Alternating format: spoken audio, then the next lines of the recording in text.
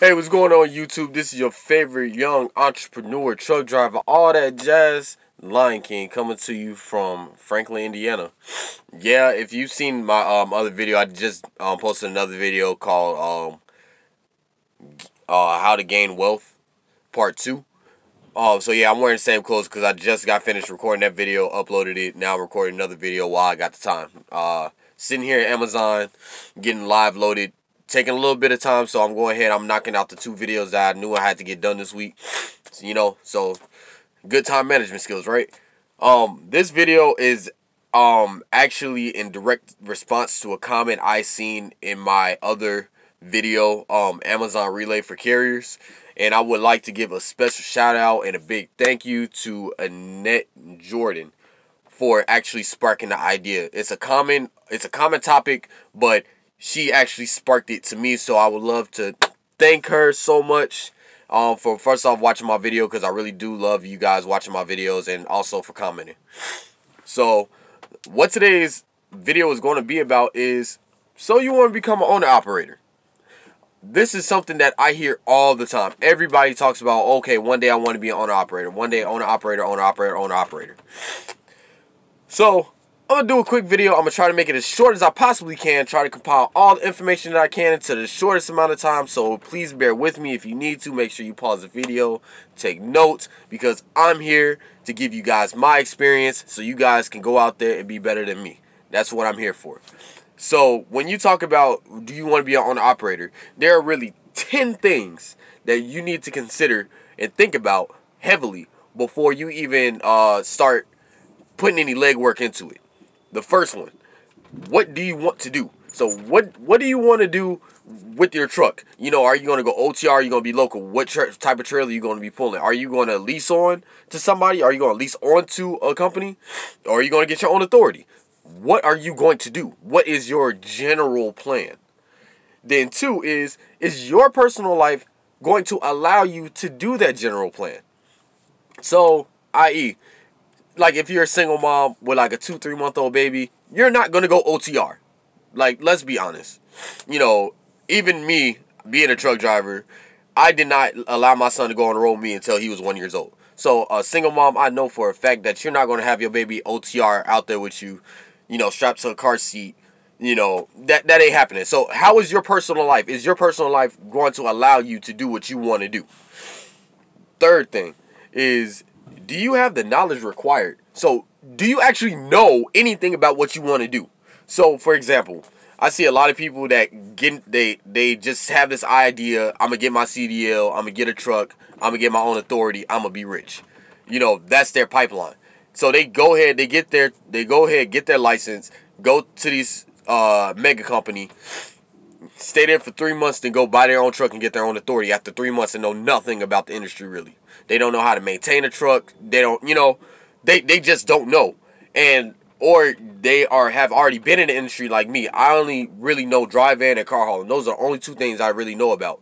But I'm not just going to up and jump and go to heavy haul because I don't know much about heavy hauling. You know, it's a lot of stuff that goes into, you know, different aspects of trucking. It's a lot that goes into it. So do you actually know all the knowledge required to do what you want to do? Excuse me. Number 4 is, do you have the money required? Now, this one is a kind of a hairy subject because depending on what you want to do determines how much money that you have. Also, what you have access to determines on how much money you need to have. So my experience was, I was blessed enough to kind of negotiate my way, and I pretty much got my whole company started off with $2,500 up front. Yeah, I started off with a little bit of debt, but I had somebody who kind of looked out for me and invested in me, and I paid them back versus having to go out and get loans from the bank. So, yeah. So, do you actually have the money required? You know, so that's, again, you have to go do research and figure out how much money you're going to need, depending on your own specific situation. Number 5 is, do you have the skill required? Do you actually have the skill required to do what you want to do? So, like, let's say you got the money, you got the knowledge, you got all this stuff, but do you actually have the skills to actually go do it? So, are you you know, for easy example, are you book smart? Are you street smart? So at the end of the day, are you just good on doing written tests but can't go out there and do nothing, or can you go out there and do something? You know, that's the biggest thing. And like that right now, that is the biggest issue that we have in the trucking industry, is that people are out here passing their CDL tests. They do good on the test, but when they get out here on the road, it's like, who gave you your CDL? Like, you know, what the, you know. So do you actually have the skills required to do what you want to do? So like, if you want to do heavy haul or you want to do flatbed, do you actually know how to chain and bind? Do you know anything about actually, not, okay, this is what the law says, but can you actually go out there and put your hands on a truck and properly secure all these different types of loads with all these different types of dimensions and stuff like that? Making sure you're using the right securement devices and everything. Do you actually have the skill to do it? Can you tarp a truck? You know, that you know, you have to have the skill to do what you want to do. So do you actually have that skill? And then lastly, I know I said 10, but I comprised it down to 6. I actually wrote notes this time, so it was actually 6 things. And the last thing is, what are the market conditions for your type of trucking, specifically in your area? So for example, if you are in Florida but you want to do snow removal, you're not going to be able to do snow removal in Florida because it doesn't snow in Florida, you know, or not enough to need, you know, snow removal, like how, like in Wyoming, they got side dumps and end dumps that haul snow away. You know, you're not going to be able to do that in Florida. So how is the market for what you want to do in your area? You know, so like if you're in Florida, you only have, you know, the most lucrative time for you guys, if you live in Florida, is the produce season. And, you know, that after that produce season, it's trash. You know, Florida's trash. So how is the market for what you want to do in your area? Now, all 6 of those things to think about to help you decide if you want to be your own operator then or not are not necessarily go no goes. Like right now, you should, before you actually go start putting legwork in and investing your money, all 6 should be yes. You should be able to say, you know, be able to answer everything all the way down. It should be pretty much yes to everything all the way down. However, if some things are no, then just go out and make them yeses. So for example, if you don't know what you want to do, go ahead and get some experience. You know, like me personally, if somebody were to ask me, you know, what is a good roadmap? What's a good roadmap to be getting your own authority or even just becoming an own operator? The first thing I would say is, if you can go to school, it doesn't matter. It doesn't matter, honestly, how you get your CDL. I got my CDL the hard way, so I just went up to the DMV, got a book, studied the book, got my permit, and got somebody to let me use their truck, and I went and took my test. So I took it the hard way. I never went to school. A lot of what I know about trucking is what I learned out here on the road. And to me, that was the best way of learning because I know the real facts. I don't, you know, the schools teach stuff, that's fine, but long story short, that's the way I went. So it doesn't matter how you get your CDL, but the biggest thing that matters is what happens after you get your CDL. So the pathway to becoming an owner operator, I would say spend 2 years working for somebody else. Because honestly, the first 2 years of your career, you're gonna tear some shit up. I'm not gonna lie to you. The first 2 years, you don't know how to maintain a truck. You don't know how to maintain a truck. You know, you're gonna make some oopses and my bads and stuff like that. You know what I mean? You're going to make mistakes. You're going to make mistakes. You're going to hit stuff. You're going to bump into things. You're going to make mistakes. But the reason why I say take the first 2 years to work for somebody else is because you make mistakes under somebody else's stuff.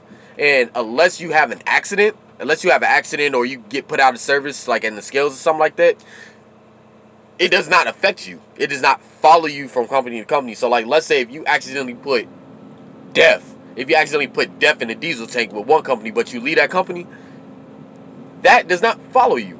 But if you did that to your own truck, now you're responsible, and that, oops, my bad, follows you.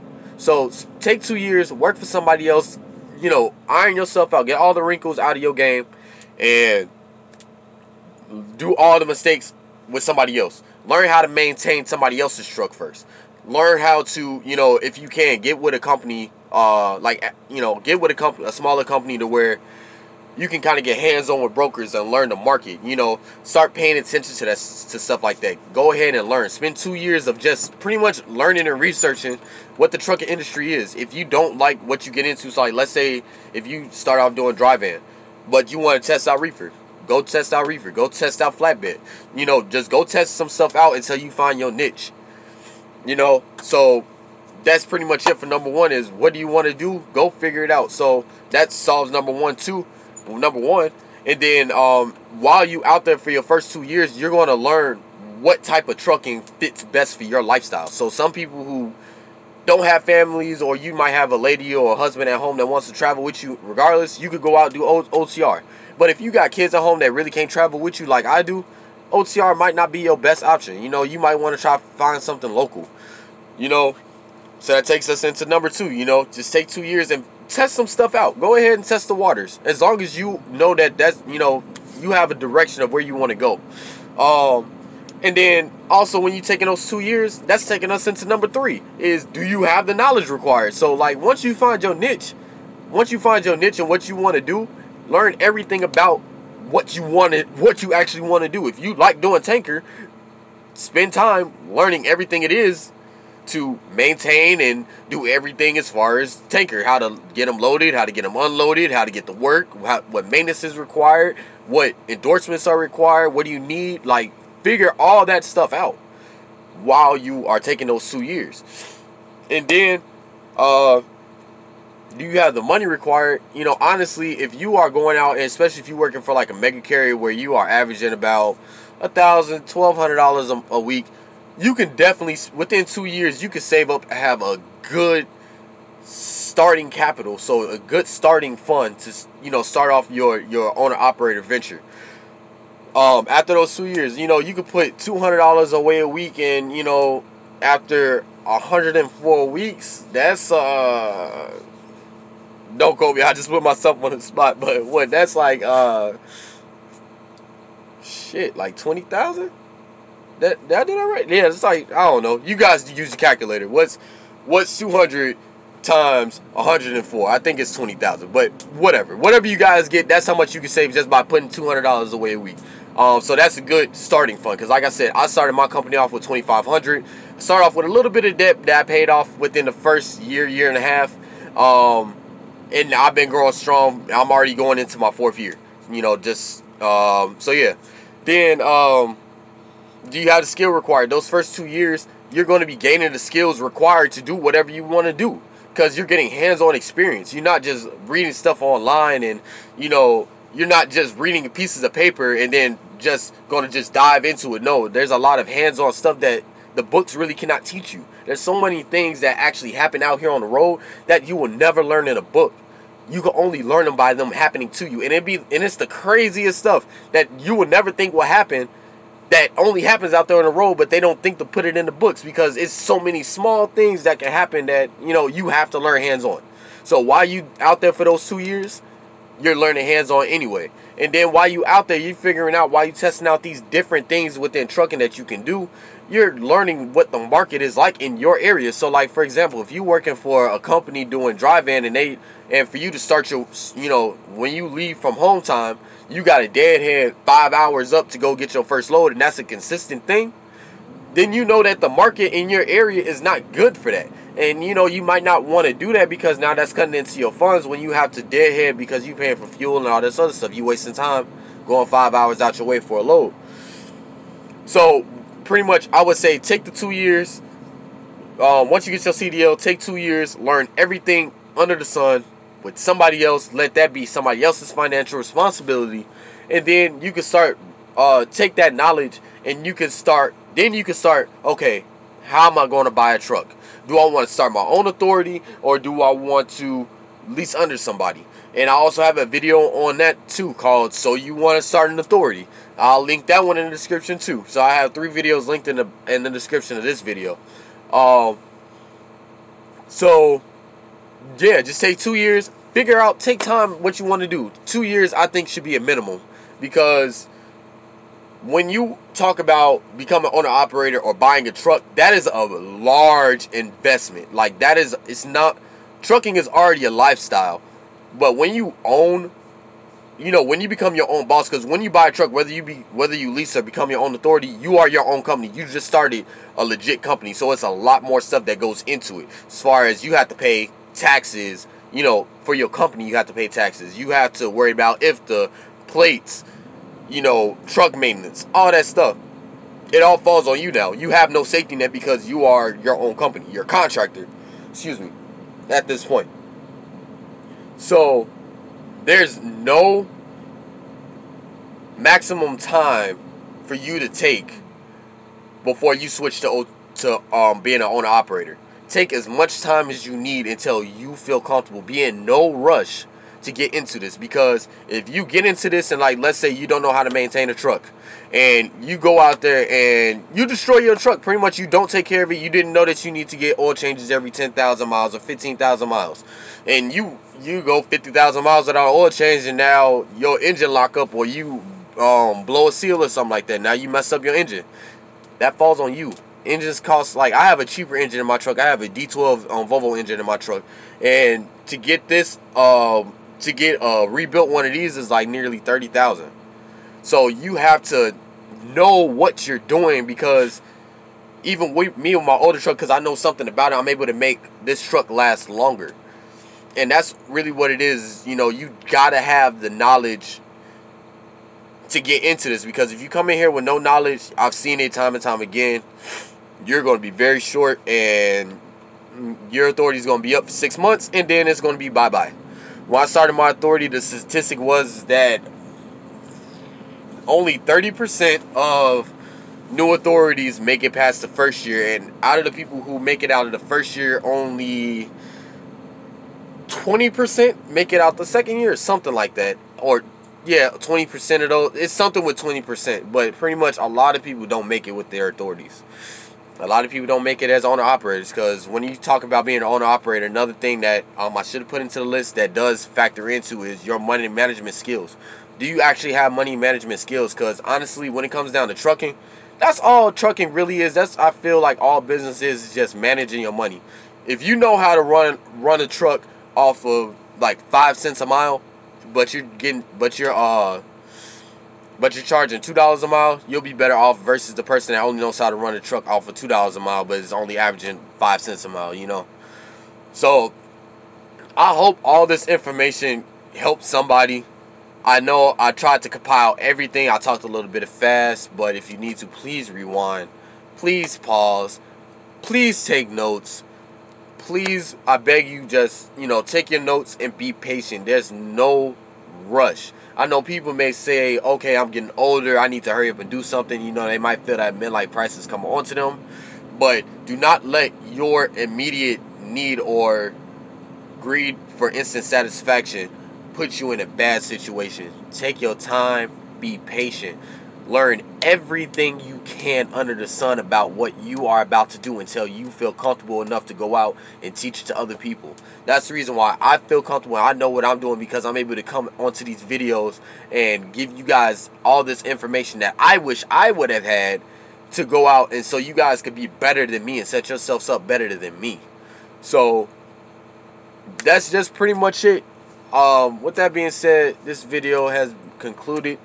If you guys have not heard it today, I love you. I believe you can do anything you put your mind to as long as you reach out there and grab it. This is LK signing off. If you have not done so already, please go ahead and subscribe to my channel. I love seeing my subscribers go up.